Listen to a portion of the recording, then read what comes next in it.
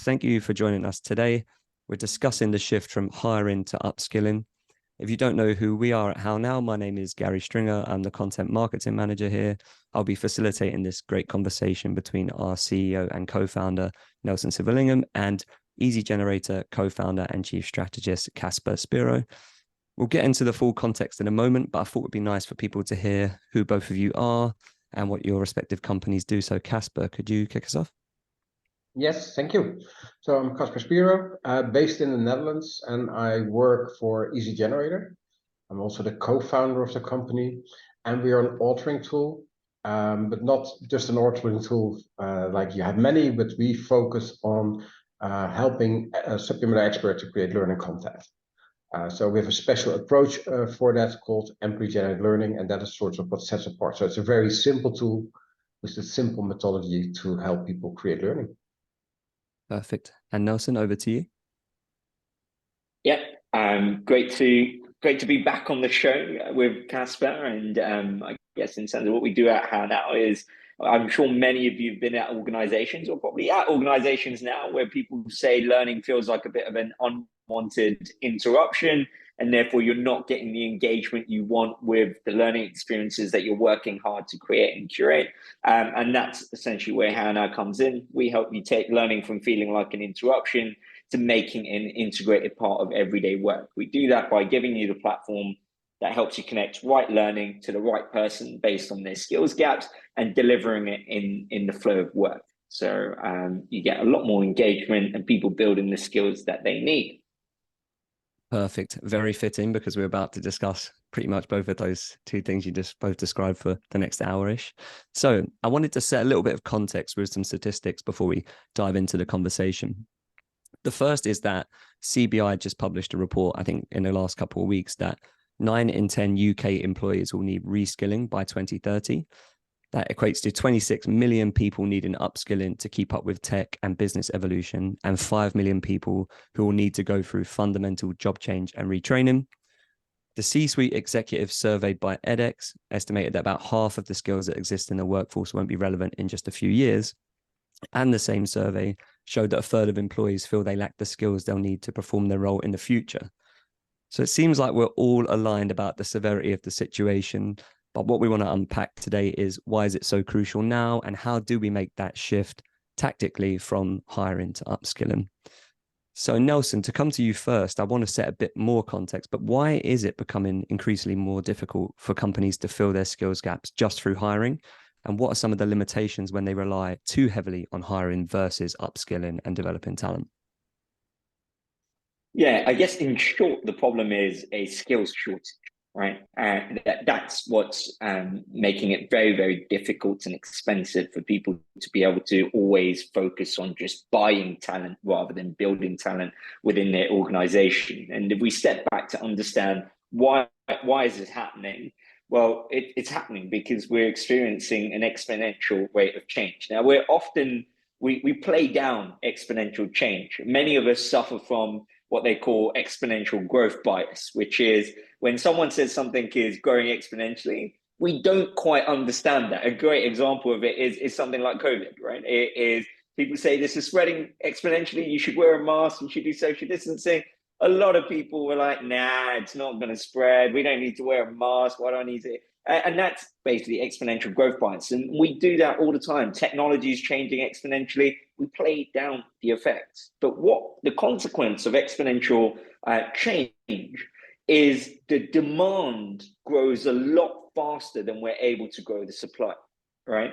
And to give you a recent stat that came out, which I thought was fascinating, was in the US, 3 out of 4 employers reported struggling to fill their vacancies, right? And to give you a specific skill set where there's a lot of demand for right now is cybersecurity. So cybersecurity is an example of a role where there's a much, much higher demand than there is supply, to the point where 56% of companies reported struggling to report for cybersecurity roles. Now, what that tells you is that change drives the need and demand much faster than we're able to upskill and therefore be able to buy that skill set on the market. Now, you combine that with there's a skill shortage, there's less people, therefore it's a lot more competitive to hire externally. which internally, what does that mean for you? Well, it means there's great opportunity in the job market for your people. So if you're not helping them grow in your current organization and you're not valuing the skills they bring to the table, they'll leave, because actually there's so much great opportunity out there for those skills. So the combination of a competitive job market with companies being very bad at upskilling and growing their people is almost the perfect storm for why hiring is no longer going to work as the primary strategy, and companies need to focus on upskilling. Yeah, and we've been banging this drum for a while, actually, and you just reminded me of something I read probably 2 or 3 years ago, but Booking.com were doing a similar thing where they couldn't recruit a particular type of developer in whatever the software language was. So they were looking for people who had the most adjacent one and offering this really good opportunity to come learn this new coding language that was very in demand at Booking.com.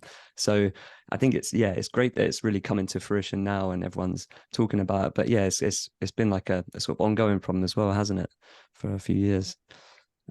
Kasper, any thoughts on that, why it's becoming more difficult to fill skills gaps, or just in general the pitfalls of relying too heavily on hiring as well? Yeah, so I agree with everything Nelson said. So all that is valid. So we were, just before we were going on air, we were talking about that I go to Dubai next week because that's where our head office is, and it's driven for the lack of getting people. So the reason was in the Netherlands, where our head office was, we're not able to hire enough people with the right quality and in the right pace. So we actually went there not for the market, the sales market, but actually for the people market to get more people. We now have like, I think 90 people working there or something like that in 2 years' time. So that is just an example how much shortage there is. And on top of all the things that were mentioned, I think that the problem becomes worse because the lifetime of a skill becomes shorter and shorter. I read an article, so people talk about half lifetime of a skill, which doesn't mean the half of the time. It's like with nuclear energy, it's like, but when it's half time, then you can't use it anymore. It's not valid anymore. So I read, and I think it was a research of IBM that they said that the average skill half time is now 4 years. And for technical skills, it's 2.5 years. And in the same article, I read that it takes 8 months to onboard a new person. So if you hire a new person and you have to onboard them, it's like 8 months.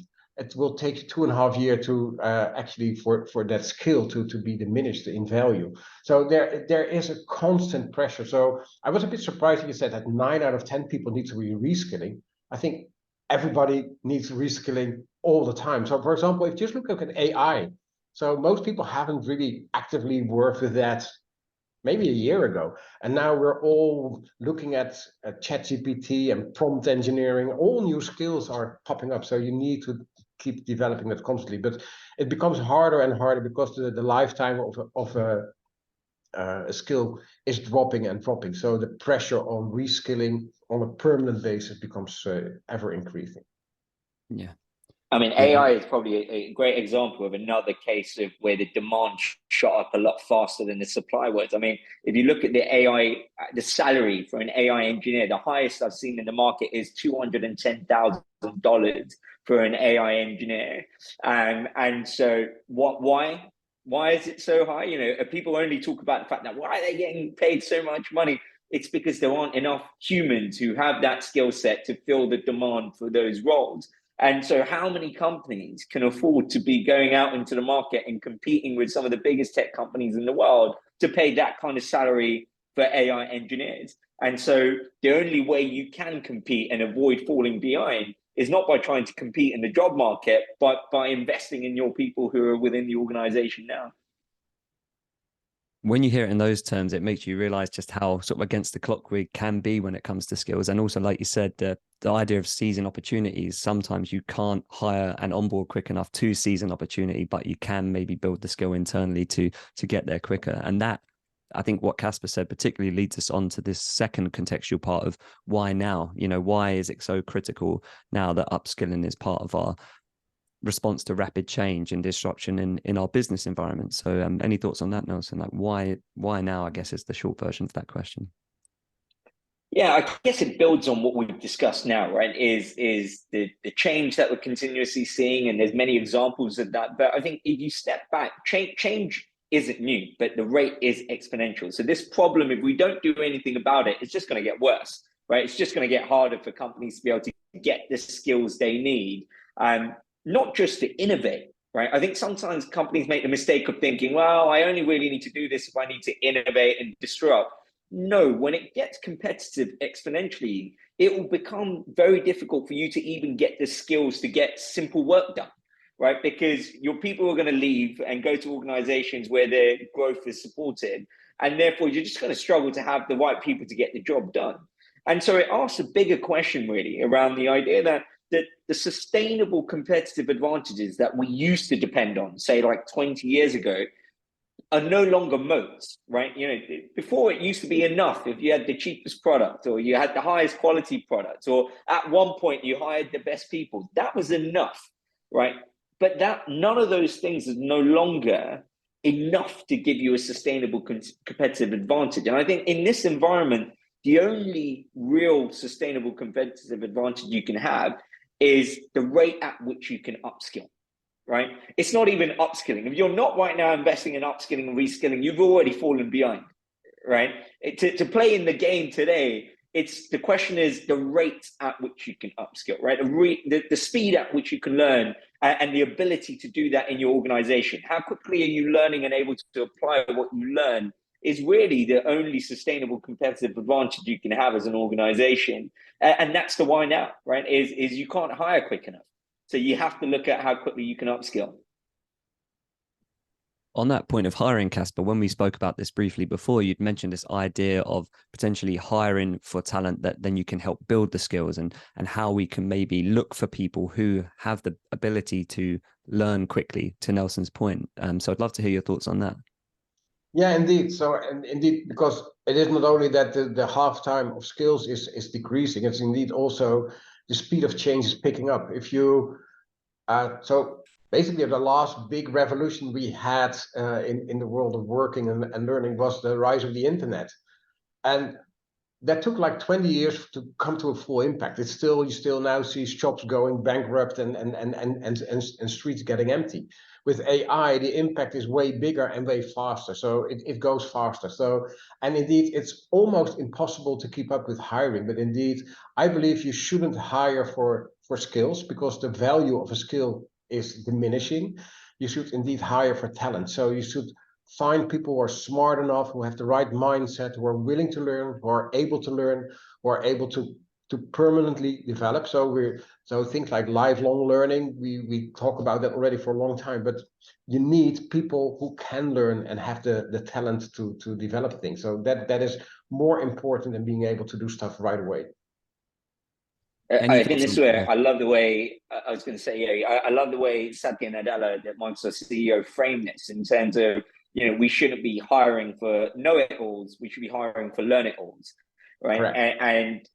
And that's exactly what we should be looking at, because that sums it up, right? People are not going to have, you're not going to hire someone who's going to have all the skills you need for every eventuality, especially given the rate of change.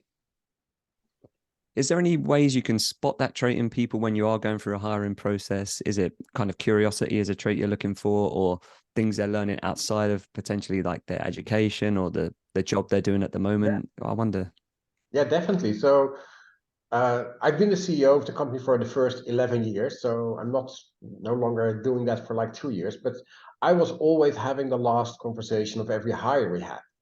And I wasn't concerned if they were like a great salesperson or a great marketing person. So that was already covered before that. So I was talking to them about our values, how they would fit in, and asking for examples.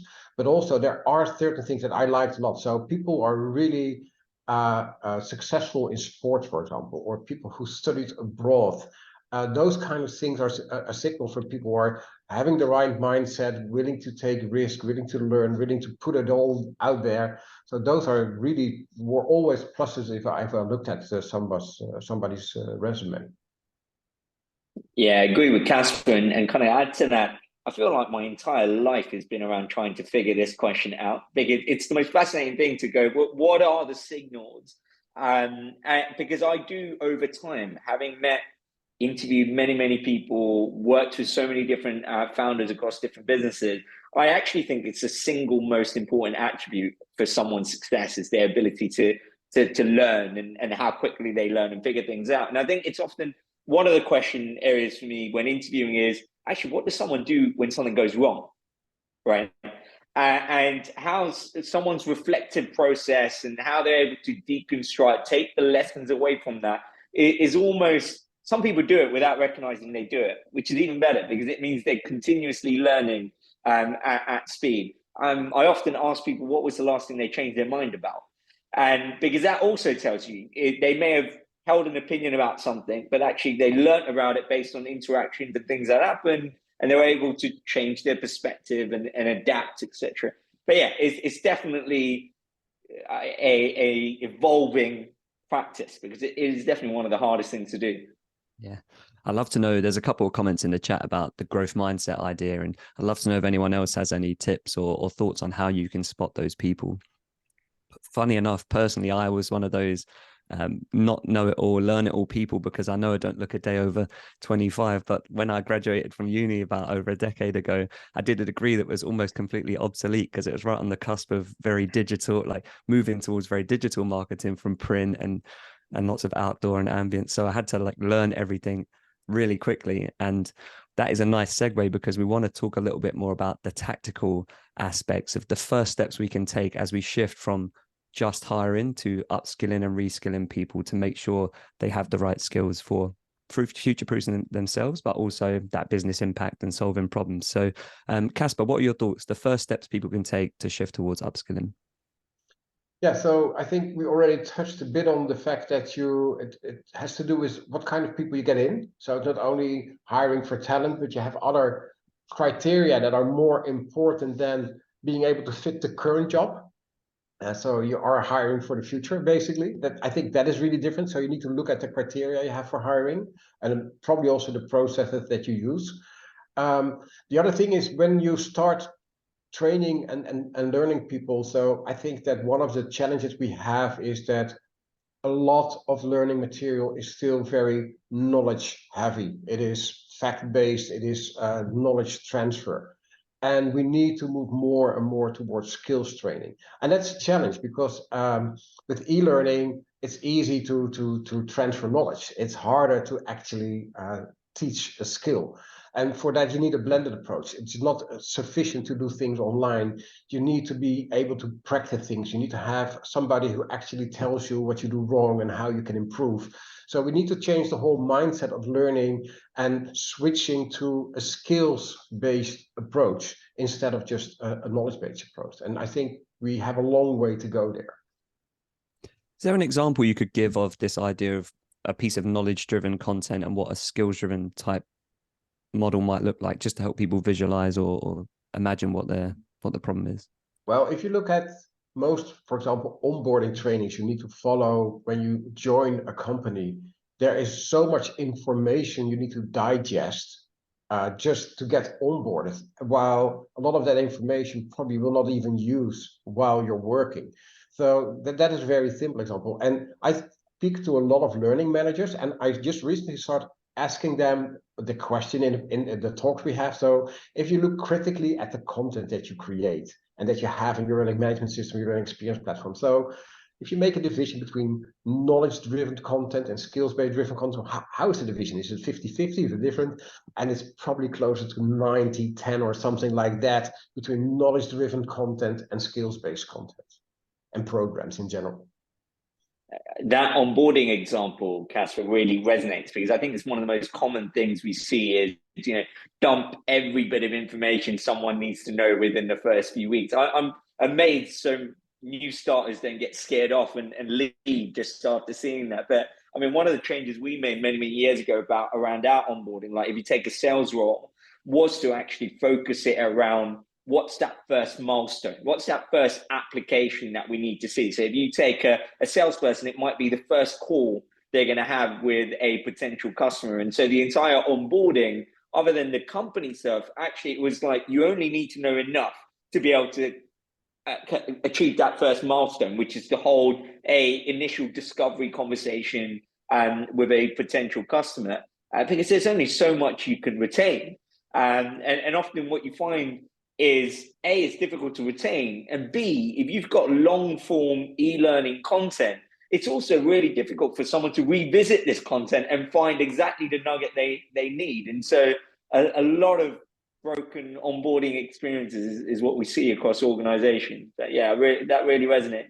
Yeah, I think you're right. That onboarding one is a great example, because once you take that mindset of actually how do we get this person to the milestone we need to get them to, we do move away from just like death by content, and we say, well, if the first port of call is you need to do a discovery call, we'll probably get people to record themselves doing one, and then it might be a progression to people join as mock customers and they give you feedback, and that I think speaks to Kasper's point of it's more skill driven because you're applying it in the build up to something that has purpose. So I really like that idea of that being a great example. And yeah, I think everyone can probably relate who's here to just that overwhelming onboarding amount of content. And you're already thinking, oh, have I made the right decision in that week? And you get hit with 700 PDFs. Oh man, I'm struggling. Yeah, I remember that Yeah. experience because it was really cool. So in my previous job, so we're talking now more than 15 years ago, but one of the projects I did was for Shell, the oil company, and they have really strict security rules. So before you're allowed to go on a ridge or a tanker,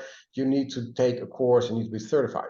But the cool thing is they apply a bundle of those rules in their offices as well. So for example, when you enter the head office, they tell you have to hold the rail of the staircase when you go up, because you have to do that as well. So it's really interesting because it gives you sort of a mindset that goes for the rest of the company, and you don't get, of course, the full thing, but it immediately brings something home. Wait a minute, that's interesting. I never experienced that before, and I really like that. And I don't think any compliance training or security training can achieve that kind of awareness. Mm. Nelson, as well, from your perspective, thinking about the steps people can take to that shift towards upskilling, reskilling their existing talent versus hiring, what are some of those steps you would advise people to take? Yeah, I think it first starts with L&D changing the question that they're asking, right? I think right now it comes very much from a content-centric mindset, which is the question L&D asks themselves is, what content do these people need, and how am I going to get this content to them? And neither of those questions, the answers will lead you towards upskilling and reskilling. It will just lead you towards pushing out a lot of content and tracking whether people have completed the content or not. So we need to reframe the question. And the question we need to ask ourselves is, what skills do these people need, and how am I going to help them build these skills? Now, that's a very different question. And it's also a different set of question that the business can get on board with. And so I think once you change that question, it changes everything we do to try to answer that question.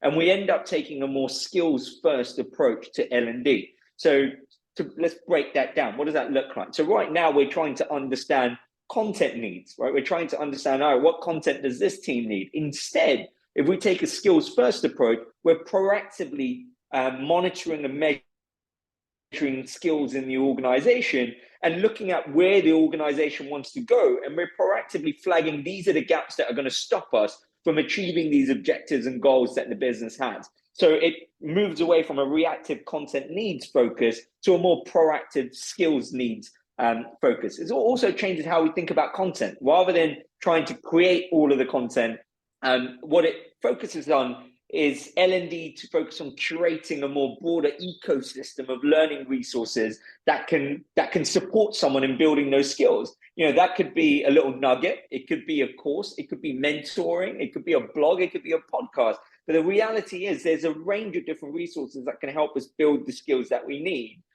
And then it also changes how we think about access and delivery. It's no longer around, put it in my LMS and they'll find it, or come into a classroom. It's how do we deliver relevant learning so I can practice those skills in those moments of need, right? It might be the fact that I'm on a call with a customer and I need to have a better way of handling it. How can I deliver learning and nudges within that? So it changes the way we think about delivery of learning.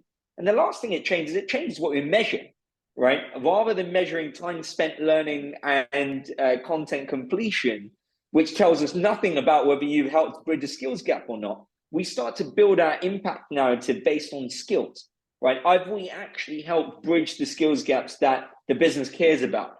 And so I think taking a skills first approach to L&D changes every step within that kind of L&D journey. And I think that's the key for us to be able to upskill and reskill. Otherwise, we'll be stuck pushing out content that's not getting a lot of engagement, and it's probably not helping people build the skills they need. Yeah. To that point, we've got a question in the chat, Nelson, that I think goes to that very first step of identifying the skills you need. Especially the question is framed around if it's a large group of people and there's 3,000 employees, for example. How can you, in such a large group, spot the skills gaps you need? Would it be a case of actually prioritization of where the most pressing ones are, starting with that, or is there another tactic people could apply? Yeah, I'd say there's a couple of steps you can break this down to. The first step is, are you measuring skills? Now, to do it at that skill, this is a technology problem. And this is exactly what our customers use HowNow for. So let's break down that problem. The first problem is knowing what skills should they have, right? Now, you might try to do this manually where you're talking to your managers. You might try to do a Google search. You might ask ChatGPT. You might bring in an external consultant. There are so many manual and broken ways of doing this. But this is where HowNow collects and analyzes millions and millions of job adverts on a day-to-day basis to identify the most in-demand skills for any particular job. So based on this large language data set that we have, we're able to tell you these are the skills that this person should have. We then combine that with any talent data that you have in your HR system, where we can make an inference around what skills you may have acquired based on your previous work history. So that's the first question answered. What skills should they have? The second question is, what skills do they actually have? And to what level of mastery do they have those skills? And this is where within HowNow, we have a built-in 360 measurement tool, which combines self-assessment, manager assessment, and peer assessment to give you an average skills proficiency score for every skill that you have. Now, this is deliberately designed to be light touch, because if you gave someone a 100-question assessment to answer to get their skills level, they might do it once because you forced them to do it, but they're not going to do it continuously. So you'll never be able to track the skills progression over a period of time. Now, within those first two steps, we've helped our customers measure and track the skills they have and don't have within their organization. And the third question becomes bridging the gap that you've now identified. Now, in terms of prioritizing the skills to tackle, it's a combination of top down and bottom up. Top down is the business knows where it wants to go. There's a vision, there's a strategy. Now you look at the strategy and go, okay, what are the skills that are going to have the biggest impact on delivering the strategy? And where do we have our biggest gaps? That will tell you where are the skills that you should focus on across every department. And then the bottom up approach is asking each individual to pick maybe 3 to 5 focus skills. What do they think are the skills that are going to most help them improve their performance? And I think in those 3 steps, you can get to a point where now we have a skills first strategy where we're prioritizing the skills that are going to have the biggest impact on business performance. I think that also answers Linda's follow-up question in the chat. But Linda, if you have a follow-up, then do let us know and we can pitch that at the end. But I think it links back to your first point, Nelson, at the rate of change, there's things we just can't do manually if we're going to build skills at scale. And I think auditing and mapping manually is going to happen so slowly that it will miss the opportunity that we spoke about as well. Kasper, any thoughts on this? We've got a couple more talking points we want to move into, but just any thoughts on the stuff Nelson just shared there? No, I think that we covered it quite completely. Though the bottom line is that it changes the whole process from hiring to how you look at skilling and how you attract skilling and everything. So I think that I think we covered all those points, but it is like a fundamental change for any learning department to move towards that direction. Perfect. So the next question is, we talked about tactical things people can apply. I think it's also useful of us to cover some of the pitfalls that might hinder people when it comes to their upskilling efforts and the barriers they'll typically face. So Nelson, did you want to kick us off and then we'll go to Kasper again? Yeah, I guess a couple of things that if you think you can upskill and reskill by investing more in more fun and interactive content, that's a common pitfall. People just think more content is the answer to upskilling and reskilling. Then there's probably the kind of sunk cost fallacy. There are many of you probably listening to this right now going, actually, it makes sense. We should probably implement these things, but I've just spent money on A, B, and C and got a budget for this. And therefore I know what I'm doing probably isn't the solution, but I should probably stick with it because I've already spent the money on it, is the age-old sunk cost fallacy. And the reality of the sunk cost fallacy is you end up actually wasting more money, more time, more resources that you probably unaccounted for as a result of sticking with something that you already know isn't going to deliver the impact that you need. And that's a common mistake we see. The other one, kind of extension of that, is falling in love with the solution, right?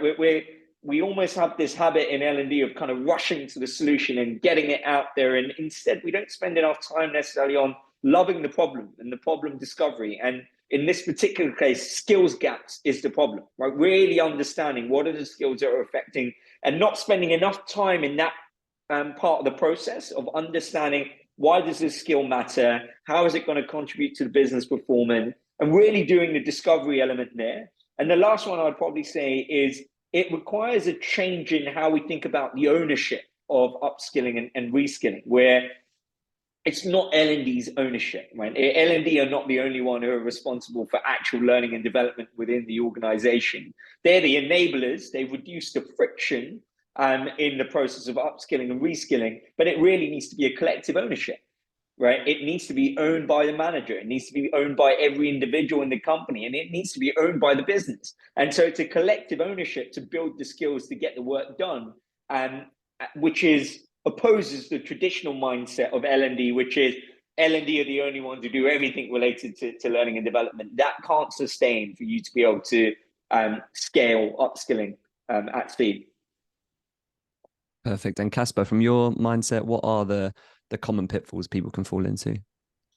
Yeah, I think that probably the most important thing is culture and mindset. So any initiative you take, if it doesn't have like the proper soil to seed in, then it will not grow.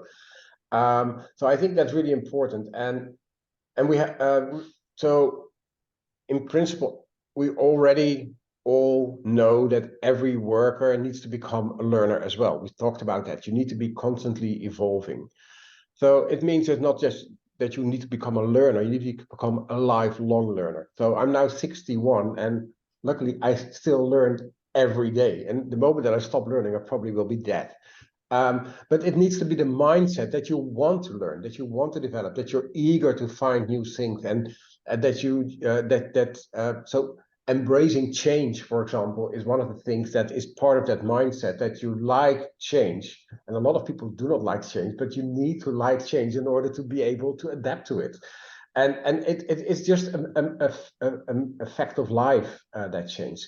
But I think there's even another step in, actually, if we talk about skills, then we already spoke a bit about mentorship and stuff like that. And I think that it's crucial that every worker not only becomes a learner and a lifelong learner, I think that every learner needs to become a teacher and a mentor as well. Because you need to have that in your culture, that anyone can help out anyone else on a certain thing because they have experience with that or a different view on that. And if you have that in your company, then you build something that is that will sustain itself. And the interesting thing is, if you talk about mentorships and teaching, very often people then think about really senior people in your organization that need to do that. But the interesting thing is, for example, at Easygenerator, we have like 200 people now. And I'm 61, as I said. I think the next one in age is probably somewhere around 40 or even less. So I could be the father of everyone. And that's interesting because I bring a lot of experience to the table and that I can share. But especially the new generation now joining the company, they have such a different mindset and experience on how to create content, how to use social media, and all those kinds of things, how to be always connected. I can learn so much from them. So it's interesting that basically everybody can become a teacher and should become a teacher and a mentor in certain aspects.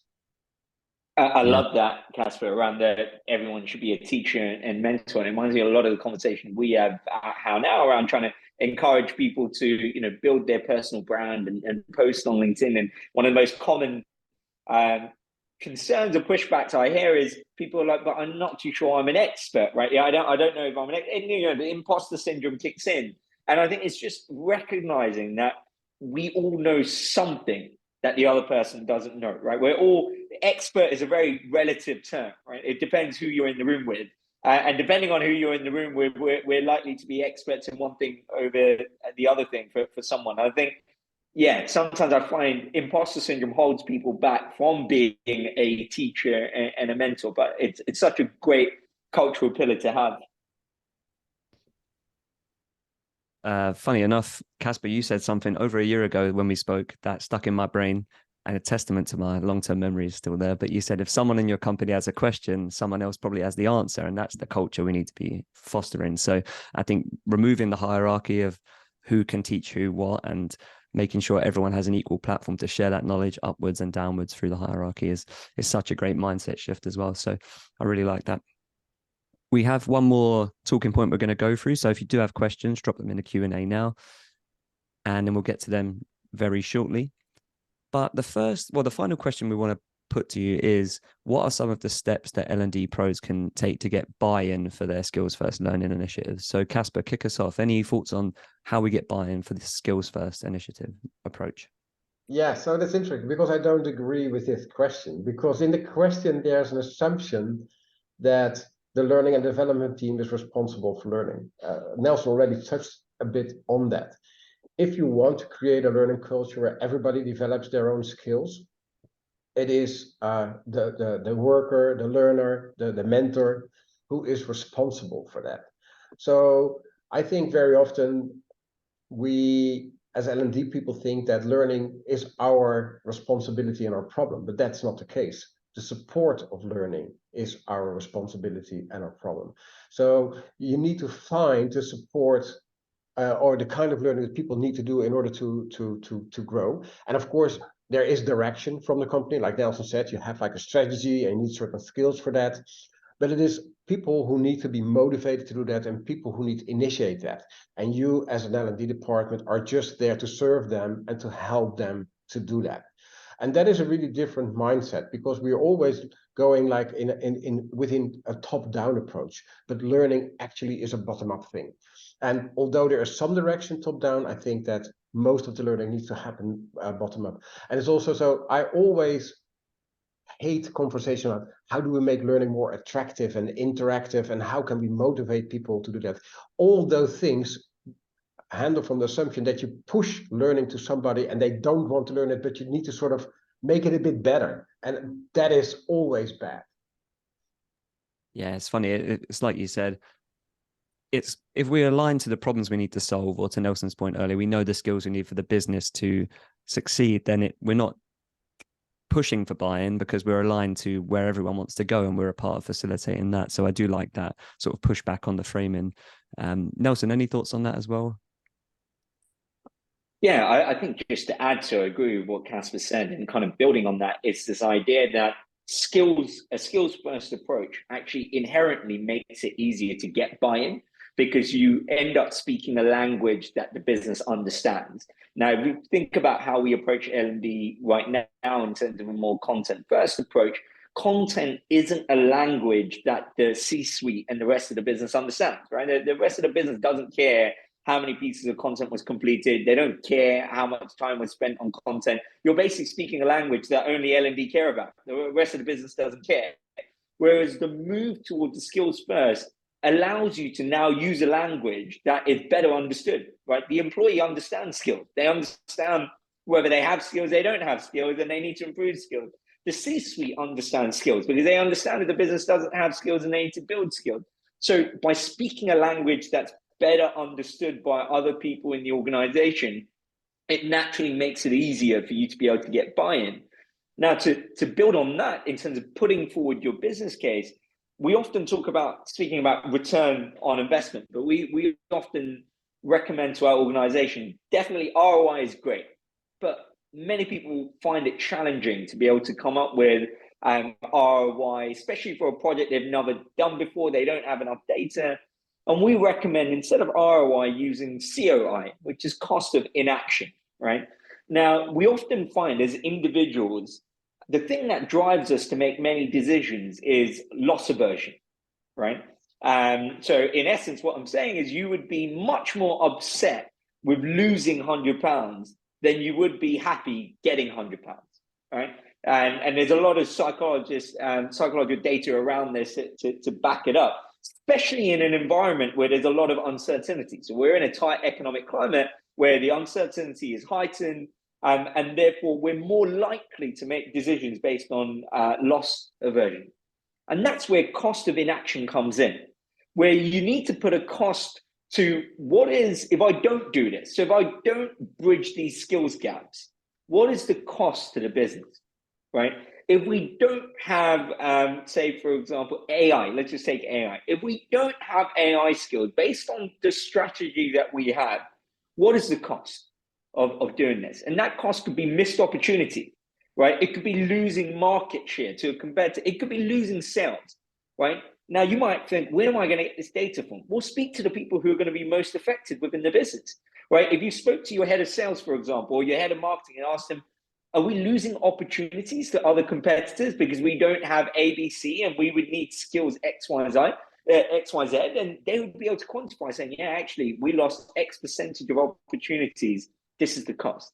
Now, it's getting that data to build the cost of inaction is a more compelling reason to get buy-in from across the business. And the last one I'd say is also, in my book, Learning at Speed, I talk about minimum valuable learning, which is essentially coming up with something where it's low effort, but is enough for you to start to get data to say that this learning is helping you move in the right direction of building the skills that you need, right? It could be a POC, a pilot, but just enough to move the dial to show something to the business to say, look, my hypothesis, I'm starting to validate it, and some of the assumptions have been validated.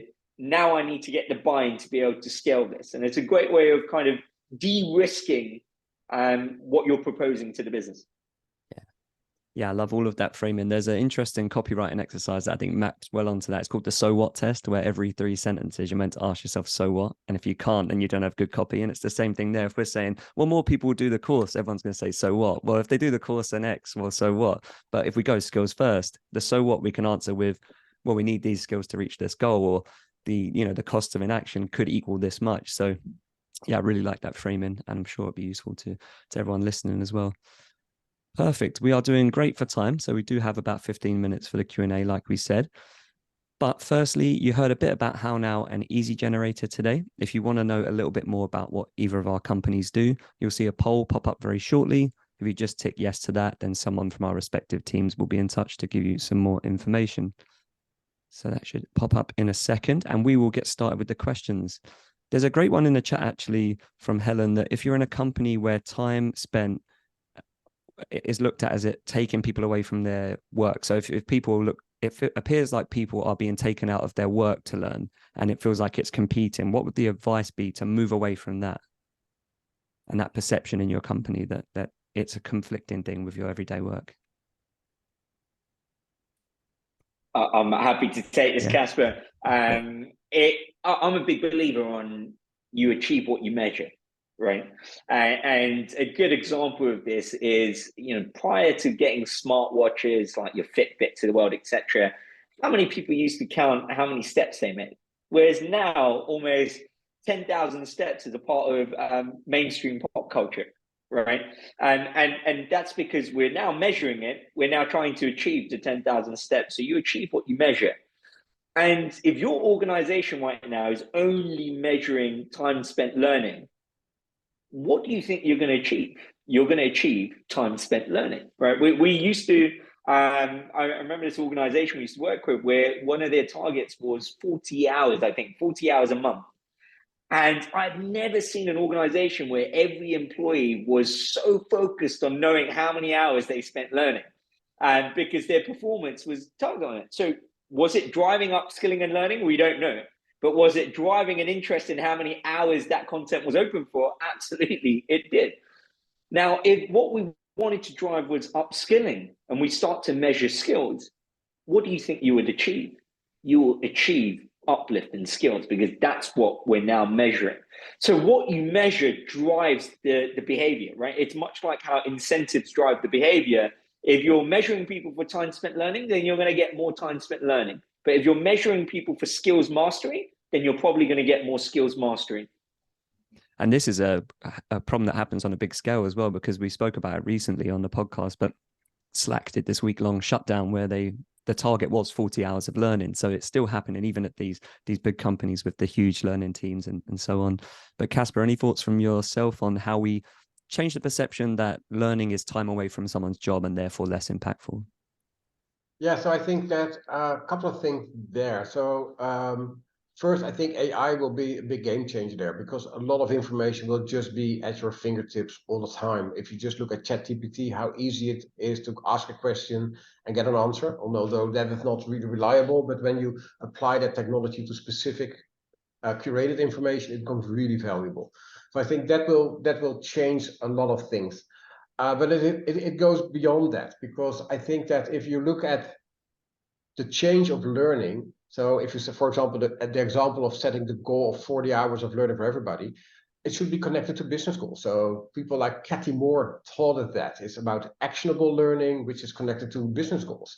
So how it should work is that there's a business goal that drips down to the organization. So your manager has a goal. So he sits down with you and says, okay, we need to achieve this. And in order to do that, we need to be able to do this and this and that. And then you get a skill gap. So you need to fill that skill gap in order to actually achieve that goal.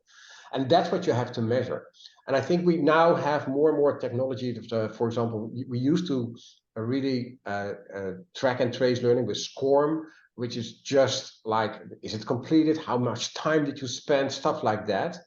And we now have XAPI. We already have it for a decade, and it can track and trace much more. Nelson already mentioned learning doesn't happen just in your LMS or your LXP. It happens that when you're reading a blog, hopefully when you're listening to this conversation, you pick up something and stuff like that.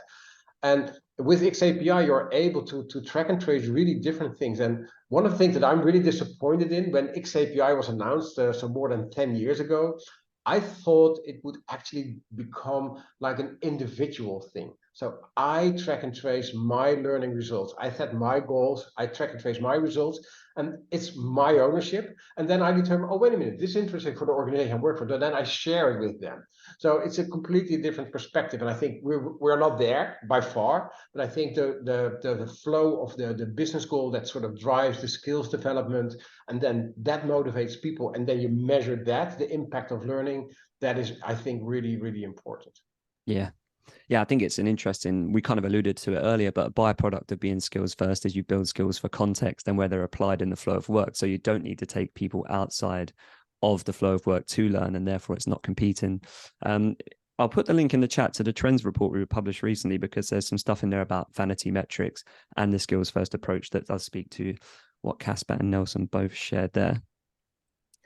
We got a question a little while ago that I thought it would be good to come back to at the end, but essentially the question is framed around, we're doing a 70-20-10 kind of model. So learning is happening outside of the formal channels. So is there any advice on how we measure the skills being built outside of the formal learning? So the question is, how much skills are being built by formal learning, maybe? Well, outside of the formal learning. So maybe, like you said, people are listening to podcasts, they're doing things on their own terms outside of the typical channels that the organization might have. It has like an LMS, for example. Any ways you can measure the skills that are being built in the more informal channels for learning, I think, is the gist of it. Yeah, so the question that comes to mind is, why do you want to measure that? So you just want people to have those skills, so when they get it, it's great. So maybe you want to have some insight in where they get it, so you can sort of stimulate that more. But also measuring learning and the impact of learning is also really an L&D thing, because you invest money and you want to sort of explain to the business why it was worthwhile to spend that money. And I think that's also a sort of old school mindset. In the new business that we're going through, the culture that you need, it needs to be a learning culture. It needs to be a knowledge sharing culture. So learning by default is part of the whole business approach. It's not separated from that, like we discussed just before. And if you look at that, then learning is not an investment. Learning is like a necessity. You need probably a building or Zoom to be able to connect to people and talk to each other. So and learning is no different than that. It's the glue that actually builds your company, holds things together. Yeah. Nelson, it also feels a bit like an ecosystem issue. You mentioned ecosystem earlier, but if we're bringing together the things people are learning from in those informal channels into a central place, then we do have more visibility on how they're being used for someone's development, I guess. Yeah, I think it goes back to what Kasper was saying. The skills assessment and measurement isn't connected to a particular mode of content or training, right? It's not that their skills assessment based on formal learning is X and their skills assessment based on informal learning is Y. The content is besides the point. Like you said, in a diverse ecosystem, it could be anything. It could be because I got mentored by my manager. It could be any different type of learning opportunity or learning resource. What separates a skills assessment is the skills assessment, right? It is understanding what level of mastery does this person have in their skill is unconnected to whether that skill came from formal, informal, what channel it came from. Now, I get, like Kasper said, you're trying to probably for L&D's sake, trying to demonstrate the impact of L&D and prove the ROI of investment. And we work with many L&D professionals, and I hear this often as a challenge. Now, this is where we go. You look at both the quantitative and the qualitative data, right? The quantitative data is the skills measurement. You might look at data that shows you evidently that the average skills proficiency for negotiation skills has gone from a 3 to a 4 across your revenue teams, for example. You might also look at business performance data, and you can see actually your sales conversion rate has gone from a 10% baseline, and in 6 months, it's gone up to 20%. They're quantitative skills and performance data that shows that it's moved in the right direction. Now, your next question to me might be, yeah, but just because the number moved, it doesn't mean L&D actually had an impact. This is where you can close off the story with qualitative data. You interview the people who are involved, right? You speak to people on the sales team, you speak to the head of sales, you speak with the rest of the business, you speak to customers, you speak to partners. And then you start to understand, okay, why did you change your behavior? What kind of influenced you to change your behavior? And in that qualitative data, you'll start to hear stories around, well, I looked at this nugget, or I read this blog, or I went on this mentoring session, which helped me change the way I did that. Now, combining that qualitative data with your quantitative data helps you build that impact narrative to say, actually, the work we did in L&D did influence this person's behavior change, which resulted in us acquiring and developing the required skills within the organization. No one in the business is asking you to prove that L&D was the only thing that drove this behavior, right? There is not a single function in the business that operates in that way. And this is why I have this African concept which I absolutely love called Ubuntu. And it's this idea that I can't do what I do without you doing what you do. And it's an organization is Ubuntu in practice, where no function could do something without the other function doing something. And the same is true for L&D. So we're not looking for L&D as the sole drivers. We're looking for an impact narrative that shows that L&D has influenced that business performance improvement.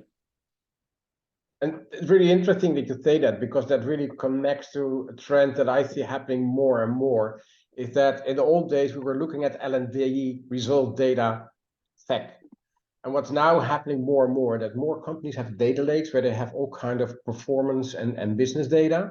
And with XAPI, you're able to actually add the learning data to it.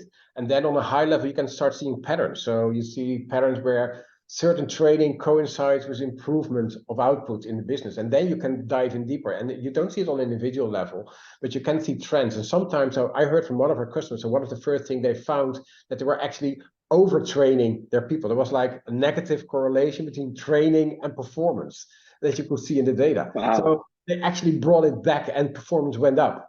So it's really interesting. And that's not on an individual level, but so you don't need to look at data from learning by itself, but you need to integrate it with the learning with the data from the company.